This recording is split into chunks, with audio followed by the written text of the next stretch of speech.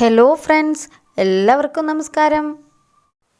ഇന്നിവിടെ നമുക്ക് വീട്ടിൽ വളരെ പെട്ടെന്ന് ഒരു 10 മിനിറ്റ് കൊണ്ടൊക്കെ റെഡിയാക്കി എടുക്കാൻ പറ്റുന്ന ഒരു സിമ്പിൾ ആയിട്ടുള്ള ഒരു ടേസ്റ്റി പുഡിങ്ങിൻ്റെ റെസിപ്പിയാണ് കാണിക്കുന്നത്. അതിനായിട്ട് ഞാൻ 3 കപ്പ് പാലാണ് എടുത്തിട്ടുള്ളത്. ഒരു 750 ml പാൽ എടുത്തിട്ടുണ്ട്. 3 കപ്പ് പാലിൽ നിന്ന് 1 കപ്പ് എടുത്തിട്ട് വേറൊരു ബൗളിലേക്ക് ഒഴിച്ചു കൊടുത്തിട്ടുണ്ട്. അതിലേക്ക് 1/2 കപ്പോളം കസ്റ്റാർഡ് പൗഡർ ചേർത്ത് കൊടുത്തിട്ടുണ്ട്. ഇനി ഇതിലേക്ക് 1 ടീസ്പൂൺ കൊക്കോ പൗഡറും കൂടി ചേർത്ത് കൊടുക്കുന്നുണ്ട് കേട്ടോ. അതൊരു കളർ ചേഞ്ചിന് വേണ്ടിയിട്ടും പിന്നെ നമുക്ക് ചെറിയൊരു ചോക്ലേറ്റ് ഫ്ലേവർ കിട്ടുന്നതിനും കൂടി വേണ്ടിയിട്ടാണ്. ഇത് വേണമെന്നുണ്ടെങ്കിൽ നിങ്ങൾക്ക് സ്കിപ്പ് ചെയ്യാം കേട്ടോ. താല്പര്യമില്ലാത്തവർക്ക് വേണമെങ്കിൽ സ്കിപ്പ് ചെയ്യാം. ഇത് എന്നിട്ട് നന്നായിട്ടൊന്ന് നമുക്ക് മിക്സ് ചെയ്ത് കൊടുക്കാം. ബാക്കിയുള്ള 2 കപ്പ് പാല് ഈ പാനിലുണ്ടായിരുന്നത് അടുപ്പിലേക്ക് വെച്ചൊന്ന് തിളപ്പിക്കാൻ വേണ്ടിയിട്ട് വെച്ചിട്ടുണ്ട്. ഇനി ഇതിലേക്ക് കുറച്ച് വെർമിസെല്ലി ചേർത്ത് കൊടുക്കണം. ഇതിപ്പോൾ എൻ്റെ കയ്യിലുള്ളത് റോസ്റ്റഡ് വെർമിസെല്ലിയാണ്. അപ്പോൾ നിങ്ങളുടെ കയ്യിൽ റോസ്റ്റഡ് അല്ല എന്നുണ്ടെങ്കിൽ സാധാരണ വെർമിസെല്ലിയാണ് ഉണ്ടെന്നുണ്ടെങ്കിൽ 1 ടീസ്പൂൺ നെയ്യ് ഒഴിച്ച് ചെറുതായിട്ടൊന്ന് റോസ്റ്റ് ചെയ്തെടുത്തിട്ട് ഇതിലേക്ക് ചേർത്ത് കൊടുക്കണം കേട്ടോ. അപ്പോൾ ഞാൻ ഈ വെർമിസെല്ലി 1/2 കപ്പോളം വെർമിസെല്ലിയാണ് ഇതിലേക്ക് ചേർത്ത് കൊടുത്തിട്ടുണ്ടായിരുന്നത്. പക്ഷേ അത് കുറച്ച് കൂടുതലായിട്ടാണ് കേട്ടോ എനിക്ക് തോന്നിയത്. അപ്പോൾ അതുകൊണ്ട് നിങ്ങൾ ചേർക്കുമ്പോൾ 1/4 കപ്പ് വെർമിസെല്ലി ചേർത്ത് കൊടുത്താൽ മതി. കസ്റ്റാർഡ് പൗഡർ 1/2 കപ്പോളം തന്നെ ചേർത്ത് കൊടുക്കണം. ഇനി ഇത് തിളച്ച് വരുന്ന പാലിലേക്ക് ഇട്ടിട്ട് നല്ലോണം തന്നെ ഒന്ന് മിക്സാക്കി കൊടുക്കണം.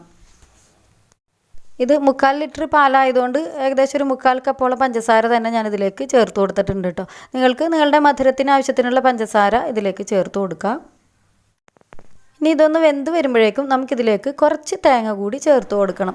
അപ്പോൾ അതിലേക്കായിട്ട് കുറച്ച് ഡെസിക്കേറ്റഡ് കോക്കനട്ട് നിങ്ങളുടെ കയ്യിലുണ്ടെങ്കിൽ നിങ്ങളത് ചേർത്ത് കൊടുക്കുക.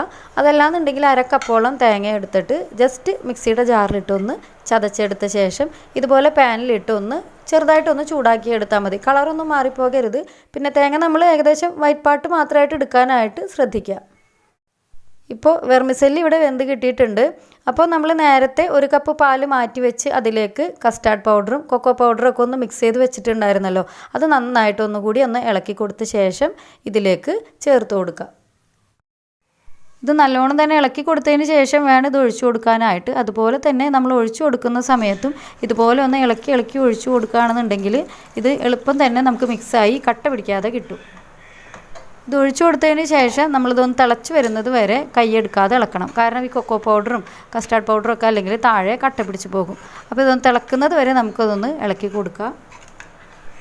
പിന്നെ ഇത് യെല്ലോ കളറിലാണ് നിങ്ങൾക്ക് വേണ്ടതെന്നുണ്ടെങ്കിൽ ഈ കൊക്കോ പൗഡർ നമുക്ക് ഒഴിവാക്കാം കേട്ടോ. അതുപോലെ തന്നെ ചോക്ലേറ്റിൻ്റെ ടേസ്റ്റ് ഇഷ്ടമില്ലാത്തവരുണ്ടെങ്കിലും കൊക്കോ പൗഡർ നമുക്ക് ഒഴിവാക്കാവുന്നതേ ഉള്ളൂ. ഇപ്പോൾ ഇത് നന്നായിട്ട് തിളച്ച് വന്നിട്ടുണ്ട്.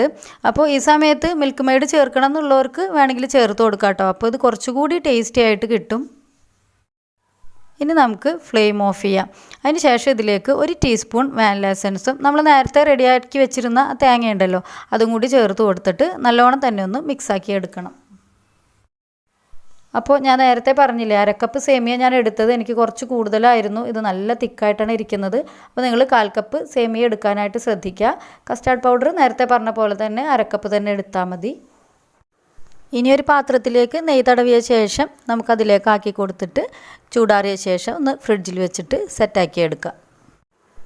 അപ്പോൾ നമ്മൾ സാധാരണ പറയുന്നത് പോലെ ഗസ്റ്റൊക്കെ വരുമ്പോൾ സെർവ് ചെയ്യാൻ പറ്റിയിട്ടുള്ള ഒരു അടിപൊളി പുഡിങ്ങാണിതെന്നൊന്നും ഞാൻ പറയുന്നില്ല. കാരണം വളരെ സിമ്പിളായിട്ടുള്ള പുഡിങ്ങാണ്. പക്ഷേ ഇത് വളരെ ടേസ്റ്റി ആയിട്ട് നമുക്ക് വളരെ പെട്ടെന്ന് തന്നെ ഒരു 10 മിനിറ്റൊക്കെ മതി ഇത് റെഡിയാക്കി എടുക്കാനായിട്ട്. പിന്നെ നമുക്കൊന്ന് ഫ്രിഡ്ജിൽ വെച്ച് സെറ്റാക്കി എടുക്കാനല്ലേ ഉള്ളൂ. അപ്പോൾ വളരെ പെട്ടെന്ന് ഇടയ്ക്കൊക്കെ നമുക്ക് വീട്ടിൽ ഉണ്ടാക്കിയെടുക്കാൻ പറ്റുന്ന ഒരു നല്ല പുഡിങ് തന്നെയാണിത്. അപ്പോൾ നിങ്ങൾക്ക് എൻ്റെ വീഡിയോ ഇഷ്ടമായിട്ടുണ്ടാവുമെന്ന് വിചാരിക്കുകയാണ്. നിങ്ങളുടെ എല്ലാ വിധത്തിലുള്ള സപ്പോർട്ടും പ്രതീക്ഷിക്കുന്നു. താങ്ക്